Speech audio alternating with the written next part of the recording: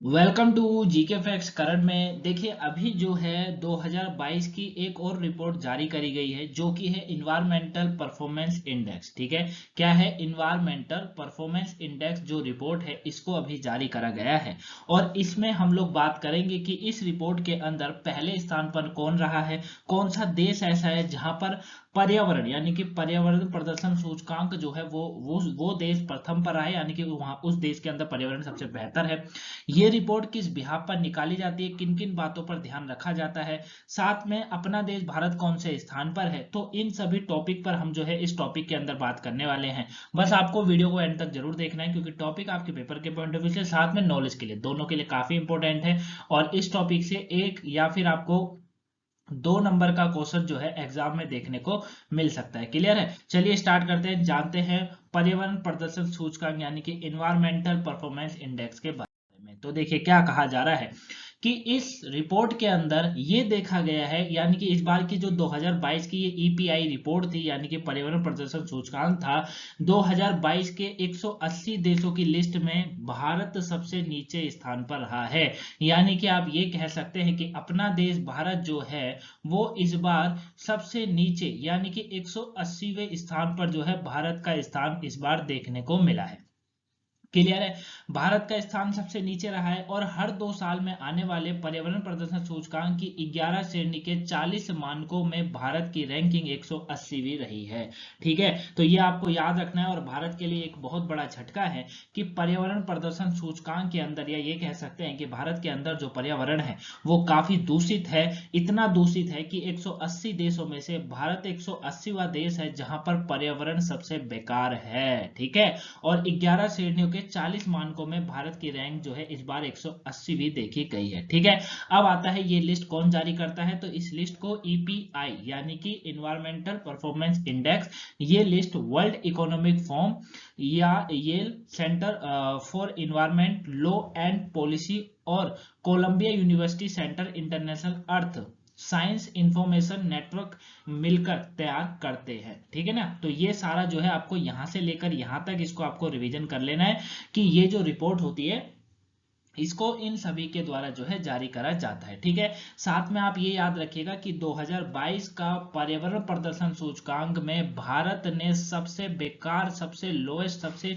Fail वाला प्रदर्शन देखने को मिला है क्योंकि टोटल 180 देशों की सूची में भारत का स्थान 180वां ही है। टोटल 11 श्रेणियां होती है जिसमें से 40 मानकों में भारत की रैंक दर्शाई गई है। क्लियर हो गया? यहां तक समझ आ गया? अब आपके अंदर बहुत सारे क्वेश्चन होंगे कि सर ऐसा कैसे हो गया, भारत की सूचकांक, भारत की जो रिपोर्ट है वो ऐसे कैसे आ गई, ऐसा क्या कर दिया भारत ने जो कि भारत की रिपोर्ट इतनी बेकार है, जबकि भारत तो हम पर्यावरण को शुद्ध करने के लिए तरह तरह की योजनाएं लाता रहता है। बिल्कुल सही बात है। तो देखिए यहाँ पर क्या कहा गया है, स्पष्ट तरीके से समझिएगा कि ईपीआई हर देश को उसके द्वारा पर्यावरण के क्षेत्र में किए गए प्रयासों के आधार पर रैंक देता है। किस लिए आधार पर रैंक देता है भैया?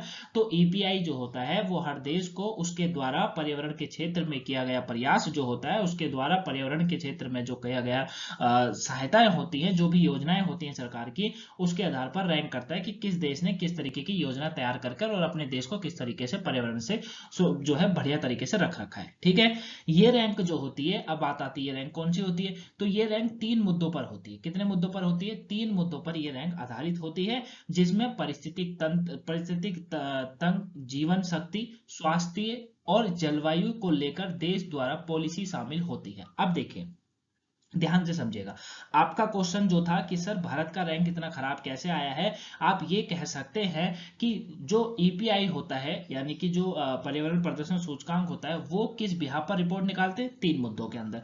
3 मुद्दे कौन कौन से होते हैं? 3 मुद्दे होते हैं, एक होता है परिस्थितिक तंत्र कह सकते हैं आप, जीवन शक्ति, ठीक है ना, तंग या जीवन शक्ति जो होती है वो किस तरीके से, स्वास्थ्य, किसी भी देश में वहां के रहने वाले लोगों का स्वास्थ्य किस तरीके से है, जलवायु को लेकर देश द्वारा कौन कौन सी पॉलिसियां निकाली जाती हैं, कौन कौन सी पुरानी पॉलिसी को किस तरीके से जो है नए तरीके से लाया जाता है, उस सब पर ध्यान देकर जो है ये रिपोर्ट तैयार करी जाती है। ठीक है, और यही 3 कारण जो है भारत की रैंक को सबसे पीछे लाने में, क्योंकि भारत के अंदर यही 3 कारण है जिससे भारत का पर्यावरण सबसे दूषित है। ठीक है, अब इन सभी के आधार पर रैंक निर्धारित किया जो है निर्धारित करा जाता है और इस लिस्ट में डेनमार्क एकमात्र ऐसा राज्य, एक ऐसा देश है जिसने पहला रैंक हासिल किया है। वही इसी के साथ डेनमार्क के सबसे स्थिर देश के रूप में पहचान मिली है। ठीक है, यानी कि आप ये कह सकते हैं कि डेनमार्क पूरे विश्व के अंदर एकमात्र ऐसा देश है जहां पर जो है क्या है, जहां पर जो है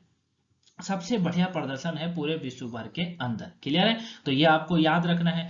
अब देखिए भारत क्या करता है, भारत को लेकर जो रिपोर्ट है उसमें ये कहा गया है कि 180वीं रैंक जो है भारत की चौंकाने वाली है। भारत सबसे डेवलप्ड देश के रूप में उभर रहा है, भारत हर तरीके से आगे आ रहा है, ठीक है, लेकिन पर्यावरण के मामले में अगर बात करते हैं तो भारत इतना पीछे कैसे है ना। ये आपके दिमाग में भी क्वेश्चन होगा, सर अपना देश पीछे ऐसे कैसे है, जबकि हम तो डेवलप देश हैं, हम डेवलप की तरफ आगे बढ़ते जा रहे हैं, ठीक है ना। आज हमारी वजह से ही आधी से ज्यादा दुनिया गेहूं खा रही है। सही बात है ना भाई, बात तो ये भी सही है, बिल्कुल सही बात है। लेकिन पर्यावरण के मामले में क्यों खराब है, तो देखिए भारत में जो है जो पॉलिसी होती है उस पर जो है सरकार पर्यावरण से जुड़े कानून को मजबूत करने के बजाय नए कानून बनाती रहती है। सरकार की सबसे बड़ी गलती यह होती है, सरकार क्या करती है कि सरकार जो पुराने कानून होते हैं उसकी तरफ ध्यान नहीं देती है। ठीक है, अब जैसे यहाँ पर एग्जांपल हम लोग एक ले लेते हैं कि जैसे चीजों को बेचा जा रहा है सरकार की तरफ से, जैसे उन्होंने LIC बेची, रेलवे बेच रहे, इस तरीके से।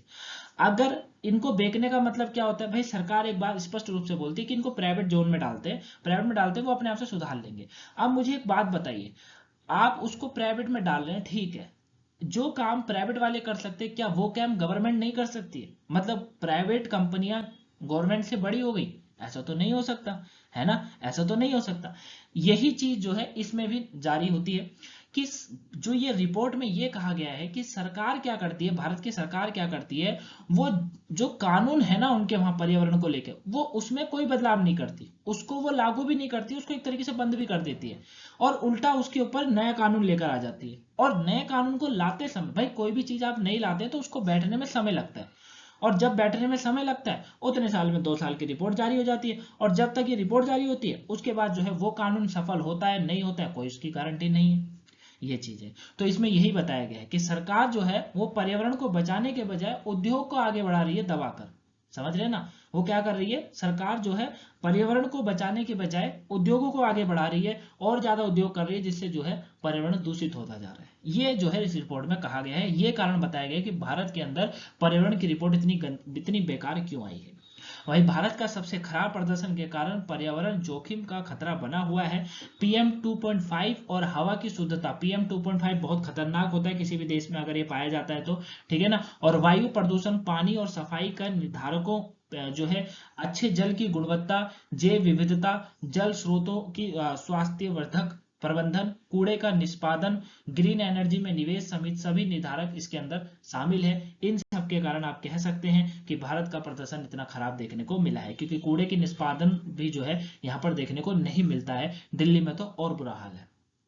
क्लियर है ना, चलिए, तो इसको आप अच्छे से जान गए होंगे, ठीक है ना। और ठीक, तो ये आपको याद रखना है, ठीक है। साथ में देखिए क्या है, भारत की में जो इस रिपोर्ट के अंदर एक बात और कही गई थी कि भारत जो है जो इस API जो लिस्ट में जो पिछड़ा हो गया है, इतना पिछड़ता नजर आ रहा है, इसमें जो है जो है ये जो कारण है उसमें एक कोयले को भी लेकर बताया गया था कि कोयले का उपयोग से जो है भारत जो है कतरा रहे हैं, है ना। भारत जो है कोयले का उपयोग इतना नहीं कह सकते कि करता है, इसकी वजह से जो है कार्बन डाइऑक्साइड का उत्सर्जन बढ़ रहा है, और ये कारण भी हो सकता है कि भैया जो भारत के अंदर ये रिपोर्ट है वो इतनी खराब दिखाई देने को मिल रही है, ठीक है।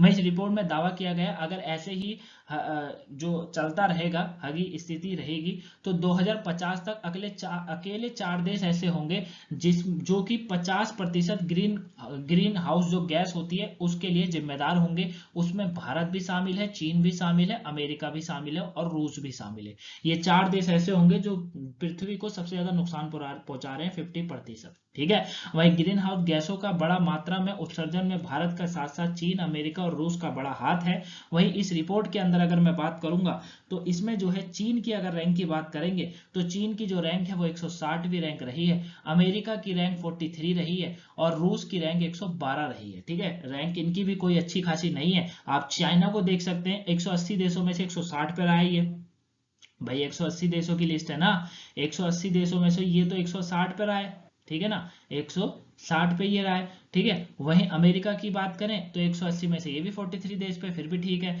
112 देश पर रहे, 112 पर आए रूस, ठीक है, और भारत तो सबसे लास्ट में है ही है, इस तरीके से, ठीक है। बाकी टॉप 10 अगर बात करेंगे कि टॉप 10 देश कौन से हैं जहां पर पर्यावरण को सबसे बढ़िया माना जा रहा है, तो इसमें डेनमार्क आप देख सकते हैं, उसके बाद यूके आप देख सकते हैं, फिनलैंड आप देख सकते हैं, ये 3 नाम आपको जरूर याद रखने हैं, ठीक है। फिर आपका माल्टा है, स्वीडन है, ठीक है, लग्जमबर्ग है, और जो है स्लोवेनिया, और इसके बाद ऑस्ट्रिया है, ये ऑस्ट्रिया है, ठीक है, याद रखिएगा, ऑस्ट्रेलिया नहीं है। स्विट्जरलैंड आ गया, आइसलैंड आ गया, ये 10 देश ऐसे हैं, 10 कंट्रीज ऐसी हैं जो कि नंबर 1 है, ठीक है। अब बात आती है सर हमारे पड़ोसियों का भी हाल बता दीजिए, पड़ोसियों का भी जान लीजिए। इंडिया को आप सबसे नीचे देख सकते हैं, इसका स्कोर 18.9 के करीब है। म्यांमार की बात करूं तो भारत से ऊपर है 179 पे, ठीक है।